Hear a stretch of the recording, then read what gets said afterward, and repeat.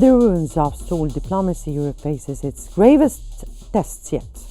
Can unity and resolve bring Vladimir Putin back to the negotiating table? Now, after failed peace talks in Istanbul, marked by what they said Russia's unworkable demands, including Ukrainian troops withdrawal, the war rages on, with Kiev rallying West allies for tougher sanctions. A deadly Russian drone strike underscores Moscow's defiance as EU leaders like Keir Starmer condemned Russia's stance. New sanctions loom. But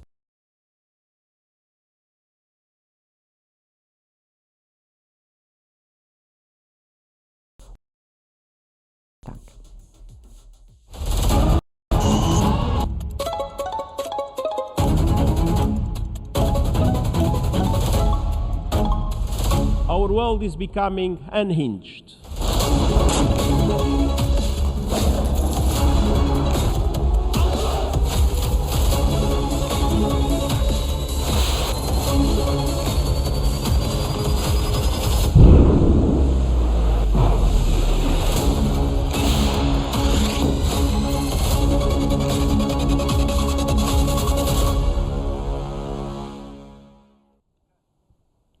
The Guardian has reported that Russia launched its largest drone attack on Ukraine since the start of the war in 2022, firing 273 drones. One woman was killed in Kiev region and at least 3 others were injured. Russia and Ukraine have both made increasing use of decoy drones in swarms to try to overwhelm air defenses.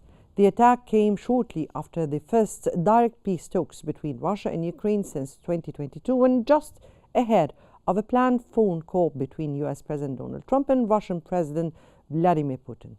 The attack, despite its relatively low impact, is far more significant in terms of the message it sends before Monday's planned phone call between Putin and Trump, who has demanded an end to the bloodshed in Ukraine, according to The Guardian.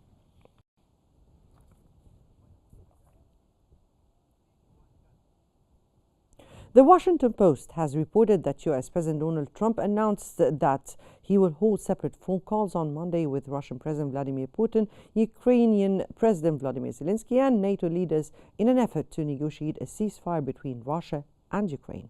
These talks follow the first direct meeting between Russia and Ukraine since early 2022, which ended with only a prisoner swap agreement. Ukraine insists any ceasefire must be full and unconditional, while Russia is preparing a list of conditions for a ceasefire. Trump believes Putin is seeking a way out of the war and wants to meet him in person as soon as they can set it up. Trump has repeatedly vowed to end the war quickly, asserting that only he can bring both sides to the table, according to the Washington Post.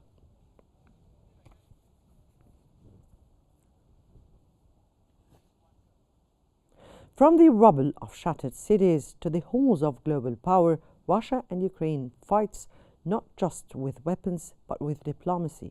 As peace talks stall and war escalates, Kiev turns to its allies in a race against time. Can Europe force Russia back to the table, or is peace slipping away?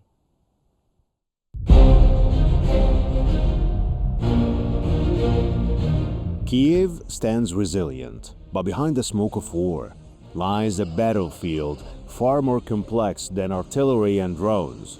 It is the battlefield of diplomacy. After 3 years of silence, Ukraine and Russia met face-to-face in Istanbul under US pressure, but emerged with no ceasefire. Only Russian demands Ukraine called unworkable. President Volodymyr Zelensky immediately rallied his allies, calling Trump, Starmer, Macron, and Ms, seeking unity against Moscow's maximalist conditions, troop withdrawal, recognition of annexations, and neutrality.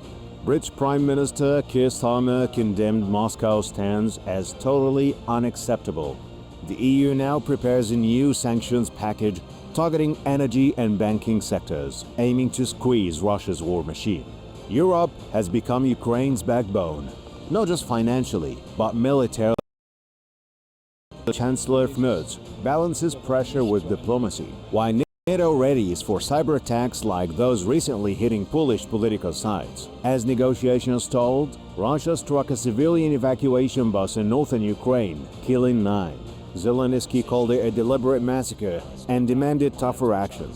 The EU is tightening the screws, preparing sweeping measures to isolate Russia further. But will they be enough to bring Putin back to the table? Putin insists he wants dialogue, but only directly with Kiev, without Western intermediaries. Meanwhile, the Vatican offers to host future talks, a symbolic gesture in a fractured peace process. With time running out and lives lost daily, the world watches. Does diplomacy still have a chance? Or are we witnessing the normalization of endless war?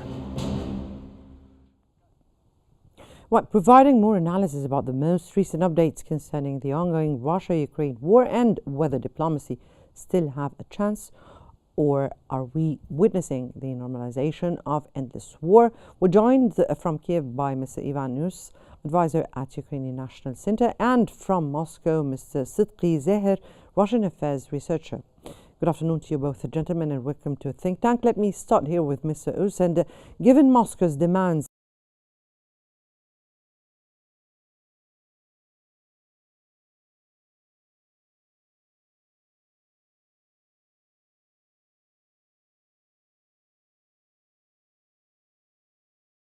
fact.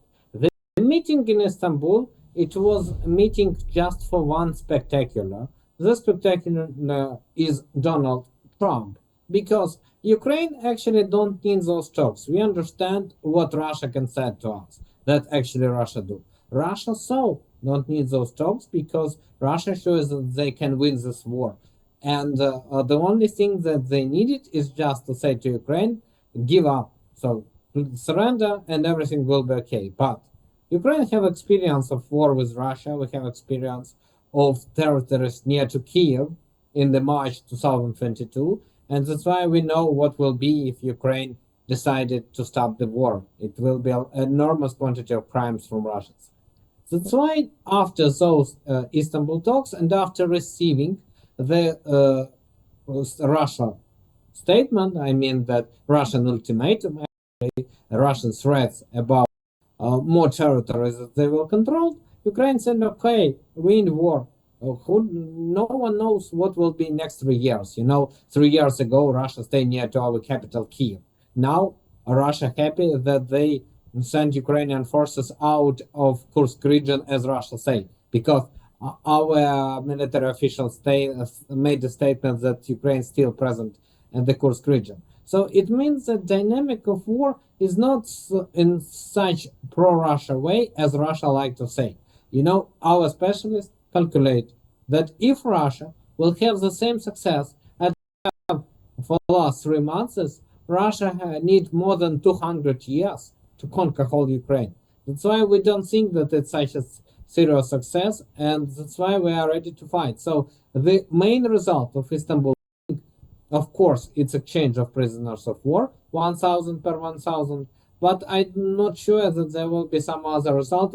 The only one of them could be a few future talks, because we understand that Donald Trump needs Ukraine to be in those talks. So we are ready to talk, but we are not ready to discuss our capitulation. Thank you, Mona.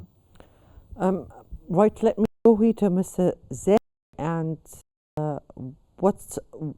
why does Russia insist on direct talks with Kiev without mediators, despite the upcoming call with Trump? And how might this stance obstruct or advance prospects for a ceasefire? And what do you have to what Mr. Us just said?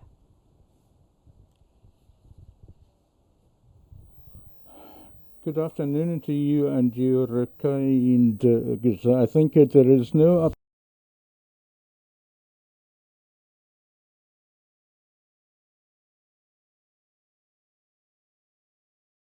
and following 2024, but the time is passing and the Ukrainian is losing lots of territories. I said by Ukraine because that Russia or Ukrainian is in need of 200 years to regain its territories back.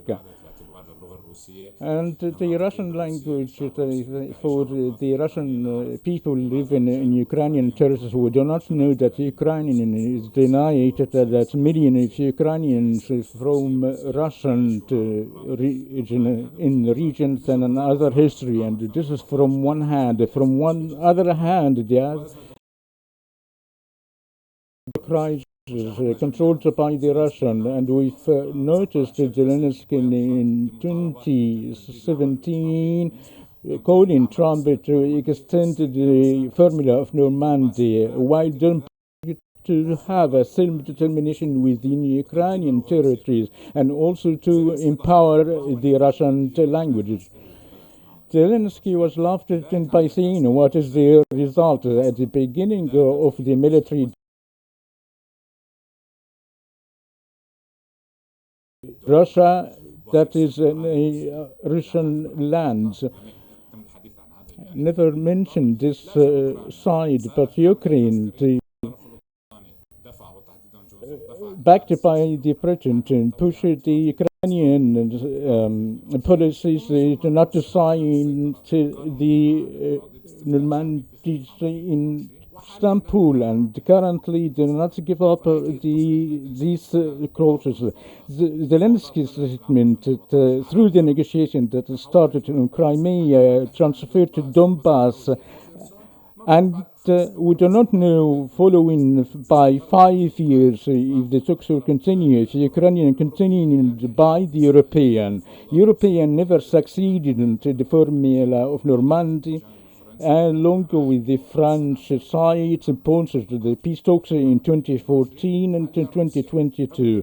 Does Russia, upon Macron's arrival to the Kremlin and Scholz a week before the military acts, so Putin also directed the message there is no dialogue with the Europeans and they're not controlling the Ukrainians. So dialogue between US and Russia. And this matter, I think European knows this very well. Even the absolute support by European journalists, Europe is considering itself that the main impact of the negotiation. Through the Washington Post, European afraid of going out, what Ukrainian wish is to complete the formula of the military deeds. Europe won't be able to resent before the Russian military machinery and even to pressure economically. I think the formula now is American-Russian. Talks the phones between Trump and Putin, I think it will be decisive. I think will be discussed tomorrow from the beginning between Trump and Putin, and I think for the Ukrainian should follow the American course and not to go after the European course. As Zelensky talked, that will cost him a lot, not only 100 years, but at least if they continue with the reluctance and relying European economically and politically. Right. Let me go here to Mr. Us, and with Europe prepping new sanctions, NATO bolstering cyber defenses, what immediate steps does Kiev envision to protect civilians amid escalating Russian strikes? So, first of all, that Ukraine needed is a more anti-rocket system. So, you know that all those systems like Patriot and some others that helped us to destroy the Russian rockets and destroyed Russian drones, you know, today was an absolutely record of the quantity of drones that Russia sent on Ukraine, 232 as approximately. I think that we have official figure of them, but at the moment when it was presented, some drones was present at the Ukrainian air. So the first thing we need to systems. First of all, those anti-rocket system, and secondly, to use more system to destroy drones that we know that design in European countries, first of all in the UK, they go approximately about laser system that destroying drones. So we need to use this system now. First of all, to check it, how it works in the battlefield, how it works when actual drone attacks you, and so to understand whether it's good or wrong idea. Then we need to preserve the sanctions against Russia, because sanctions really damage their economy. And as for me, the best motivation to Russia to return to Ukraine all territories that they annexed since 2014, it's actually economic sanctions. Because, as I like to say, no one attacked the Soviet Union by military way. But Mr. Us, yes. is this realistic what you're speaking about? Russia returning lands to Ukraine? Is this realistic what you're speaking about of your demands here? Mona, I understand that it looks extremely unrealistic. Extremely unrealistic. I agree with that. But Ukraine said that we are not ready to recognize each part of our territory in the 1991 borders as a Russian one, including Crimea. Furthermore, if you know, we have such a partner like Turkey, and Turkey always repeats the phrase that they support territorial integrity of Ukraine, including Crimea. For Turkey, it's a special moment because, let's be frank, the native population of Crimea is Crimean Tatars. It's not Russians. It's not Ukrainians, actually. I agree with that. But it's Crimean Tatars. And Crimean Tatars want to be with Ukraine. They don't want to be with Russia. Actually, the new ambassador appointed by our president in Turkey is a Crimean Tatar who was released from Russian jail in the previous year. Mr. Us, but that on the ground doesn't seem so, because we've heard that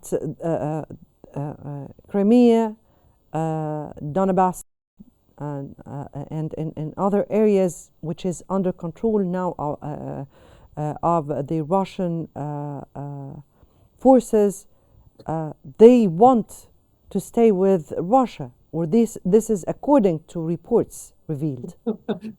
Mona, it's according to reports. You know, first of all, as a person who prepared the legislation about referendums in 2008, 2009, I can say that the referendum in Crimea was a legal one. Right. According to even person who started this war in 2014, Igor Strelkov, who now in jail in Russia, he once said the phrase that actually in Crimea, 15% of people want to be with Russia, only 15. As for other ones, they are supporting, yes, existing power. Yes, Mona. Right. Let me get here to Mr. Zahir. And Mr. Zahir, what do you have of what Mr. Us said, and considering Putin's call for reciprocity from the US, how do you interpret Russia's expectations regarding Western involvement in this conflict? Let me take first your opinion of what Mr. Us said. In the outset, I wish to comment to see some information mentioned about your guest in Kiev in the answers, and he has a demographic statistics with respect to Donbass or Crimea. For the people, it's only 10%. Has he visited Crimea in the early ages and talked in Russian with the population? And the discussion proposed, and the other issue with respect to Donbass, if they have a Russian people, why they are suppress these people in this area? I do not understand the extremist view of Ukraine that could be named fascism, that has a complete component of millions, not 10,000. That they took the Russian language. Does he speak in Russian in Kiev or Ukrainian? Even those who are coming to Ukrainian countries, language, with respect to the language, adopting the Russian languages for the people, not the occupation. Right. With respect to the seriousness of negotiation, Russia is very serious with this, but for the other side should be serious in reaching permanent solution of No, ceasefire. we're speaking here about the Western involvement. in the conflict and how Russia perceived that?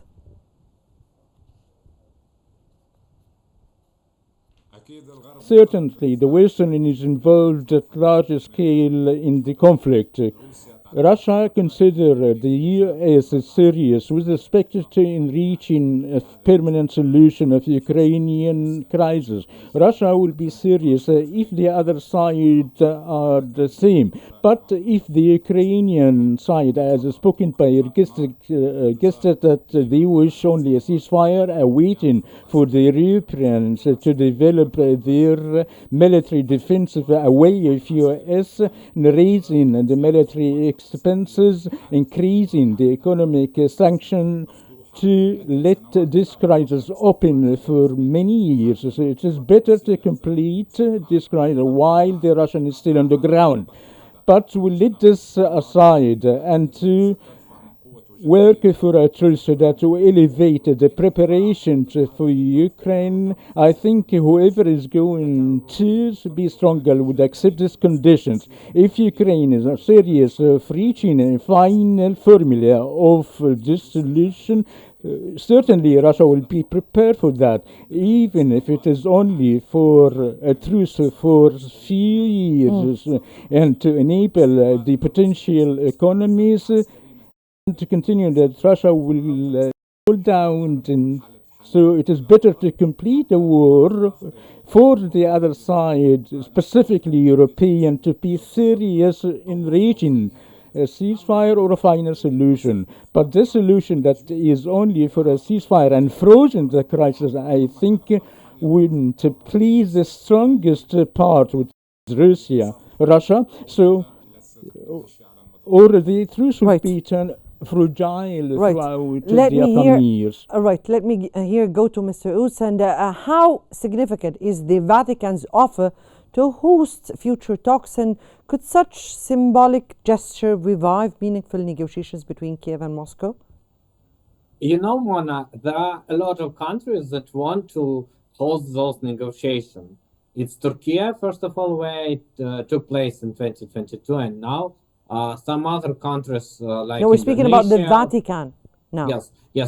As for Vatican, first of all, it's demonstration of the change of the Pope of Rome. Today we saw intronization of new Pope, and we understand that the new Pope, he is more oriented on searching peace than actually his predecessor, because on words his predecessor has talked about peace, but in many his narratives, Ukraine listened something like pro-Russia rhetoric. As from new Pope, from his first speech, we see a photo for Ukraine. That's why I think chance that Vatican could be a host place of the talks quite possible. But as I said, there are so many variants that, of course, we thanks to Vatican for that proposition. But as of now, I don't have that both sides are ready to discuss something, because Russia really needs Ukraine capitulation. Ukraine don't need that. And we understand that all possible talks, at least till autumn, because in Ukraine we like to say... Let me get it clear. So Russia, Ukraine doesn't need Russian consent? Is this what you're saying here? I mean that we understand what Russia means under peaceful negotiation. Russia has their requirements. Russia want to actually annex our regions that they not absolutely controlled. Yes, Russia controlled Crimea, but even in Lugansk, they control 97 or 98 territory of this region. As for Donetsk, they control this. As for Zaporizhia and Kherson, Russia even don't control the centers of those two regions. But Russia constantly repeat on the peace talks, they want that Ukraine recognize the territories as Russia and withdraw our forces. So we understand what Russia needs. We hear that in Istanbul talks. That's why even in possible talks in Vatican, I think that we hear the same statement with which Ukraine is not agreeing. Right. Yes, Anna. That was so clear, Mr. Mr. Ivan Us, advisor at Ukrainian National Center, and Mr. Sidqi Zeher, Russian Affairs researcher. Unfortunately, our time is out, and we thank you so much both for your special insights and this valuable discussion. From Kiev to Moscow, the path to peace remains shrouded in uncertainty as sanctions tighten and global pressure mounts. We hope diplomacy finds its voice and reaches end to this war. That brings us to the end of today's episode of Think Tank, which always unveils the complexities of our changing world. Many thanks for watching, and stay tuned for more updates on Qnews.